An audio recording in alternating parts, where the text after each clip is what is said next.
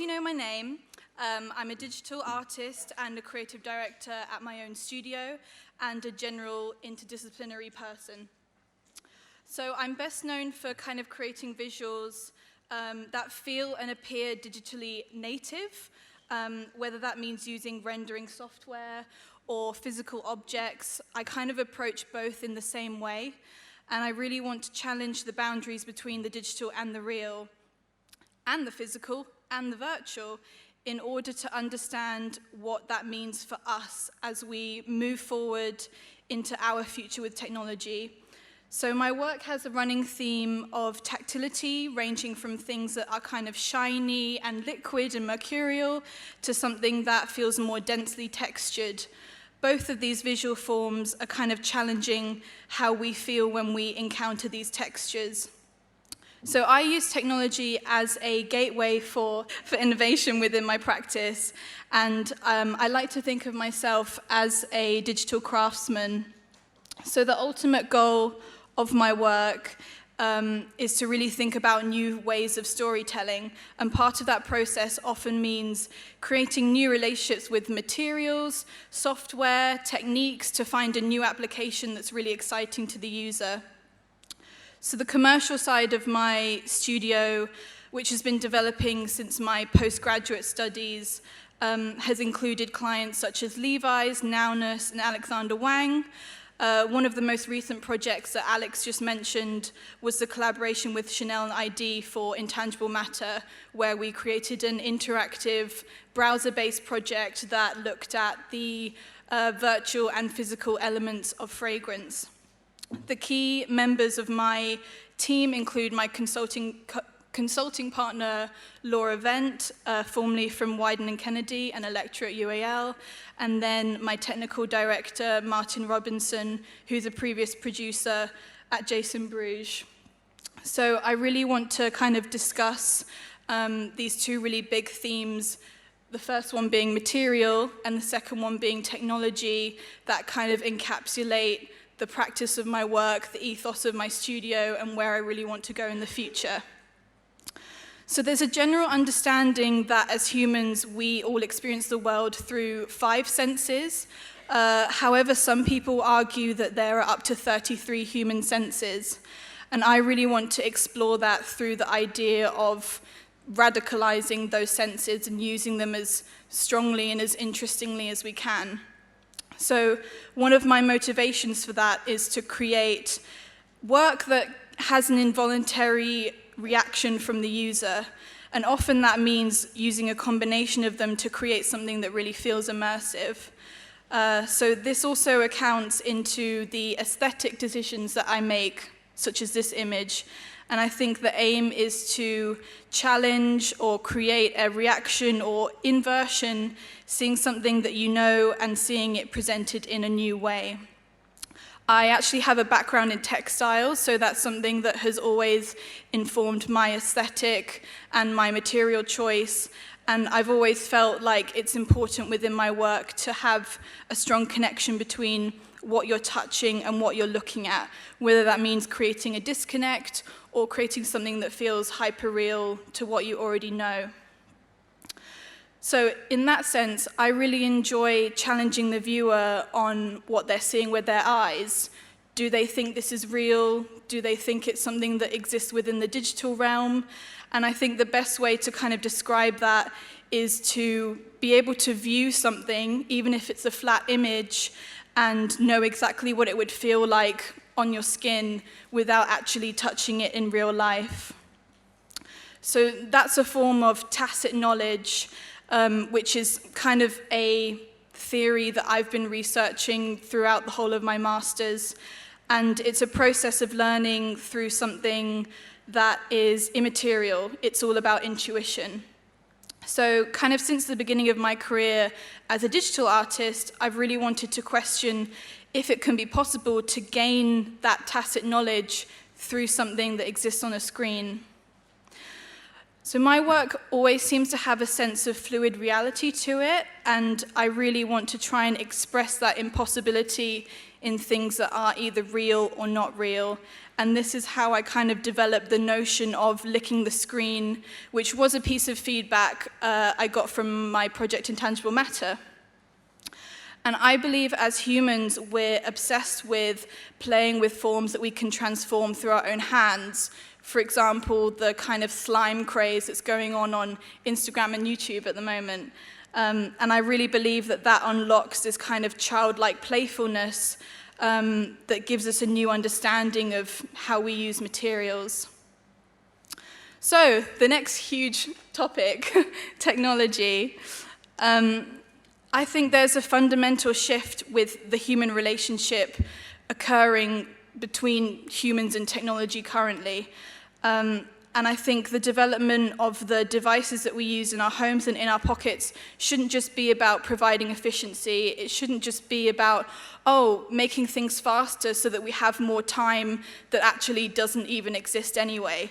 I think it should really be based in our physicality and in the human condition, and including our senses that go beyond sight and beyond just looking at a screen.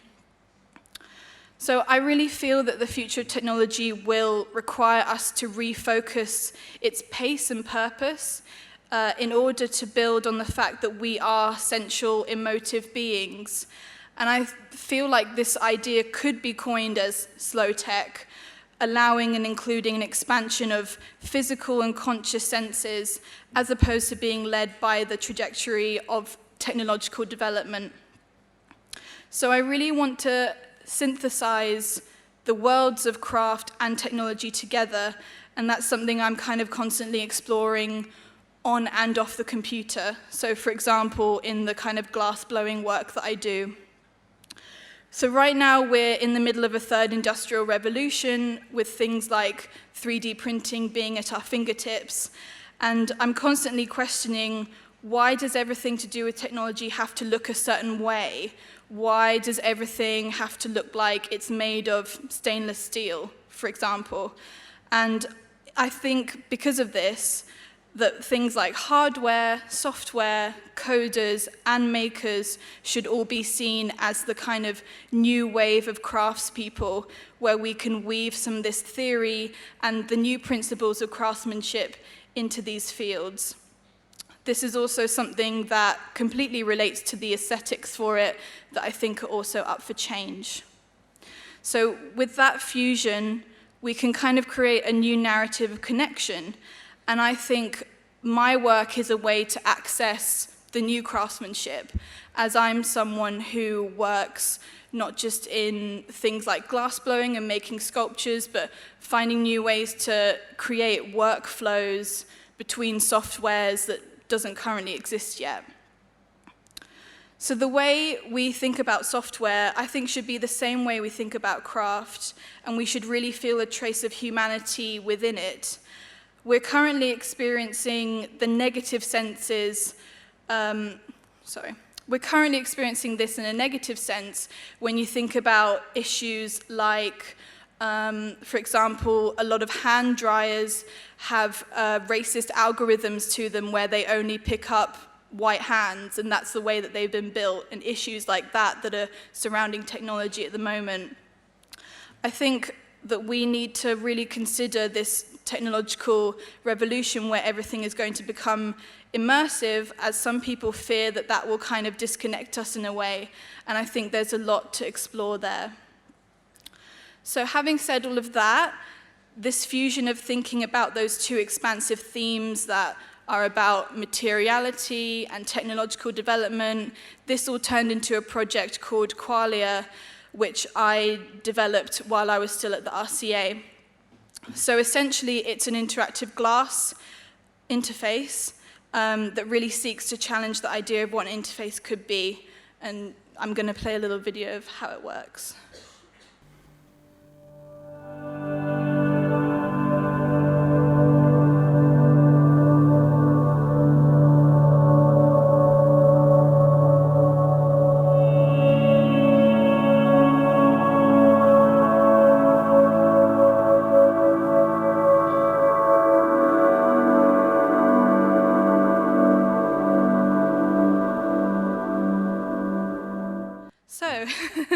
the inspiration for this piece to really turn into a physical form started by observing the flatter displays that we're used to touching.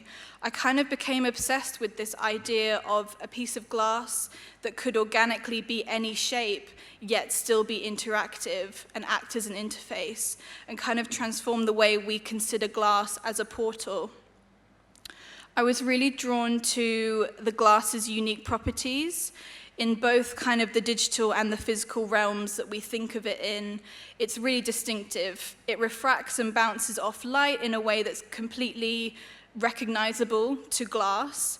And as a material in our everyday lives, it kind of swings between being luxury and being mundane, which I think is really interesting. So using primarily glass also came with its challenges. It's one of the least conductive materials in the world, but I was really convinced that we could, as simple as it sounds, extract an ingredient that already exists in touchscreens and have control over the object's response.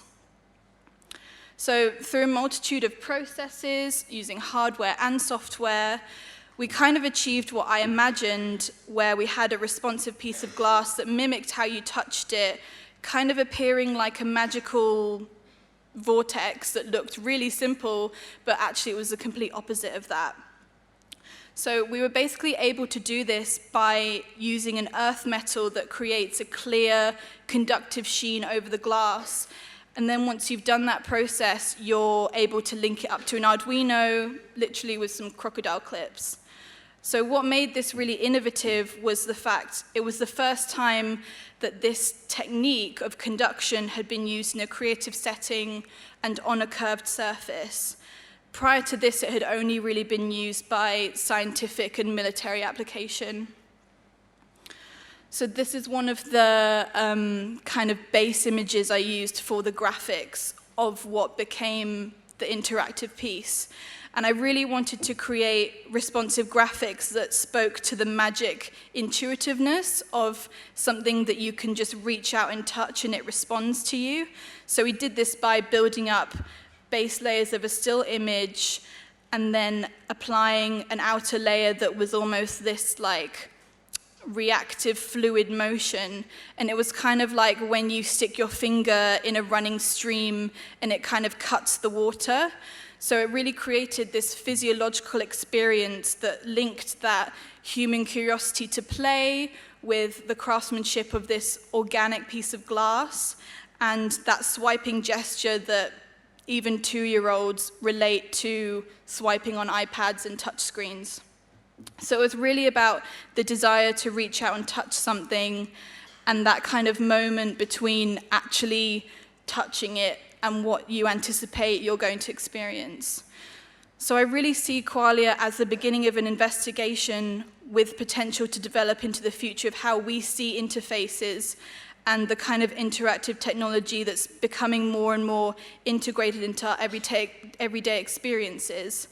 Qualia, to me, implies that our interactions with technology can be playful, can be emotive, and humanized. I really don't see why things that feel like AI or are interactive need to kind of have this feeling like a sense of dread to them that you always see in like sci-fi movies. I don't see why it can't be something that feels beautiful and can exist side by side with you. So, the future. The future of technology, I think, really needs to explore these principles of sensuous innovation and a kind of feminine language that I think I have through my work. And I think that could kind of create a lifelong companionship with what will be our digital future. Our current interaction with emerging technologies really need to be under constant scrutiny, both through its conceptual and aesthetic values. I think if we had Qualia in our homes, would we treat it differently to how we treat Alexa? I really think that, we need to ask the question, is technology our servant, or is it something that's almost a life enhancement? What are the design cues that ought to be changed around AI and digital devices in order to have a more sensorial, connected experience? I'm really pushing my work to ask these sorts of questions as a way to build on Qualia as a project and further explore new human connections based on technology with this kind of element of transparency and sensuality to them. And I really think that the element of transparency is vital because we shouldn't allow technology to be opaque in both its physical and conceptual manifestations. We really need transparency with all aspects of our culture, from the Me Too hashtag to our smartphones. The negative presence of humans' input into technology needs to be re-examined, and I believe that the sensual innovation interpreted in my work is a means by which we can challenge this. Thank you very much. Thank you.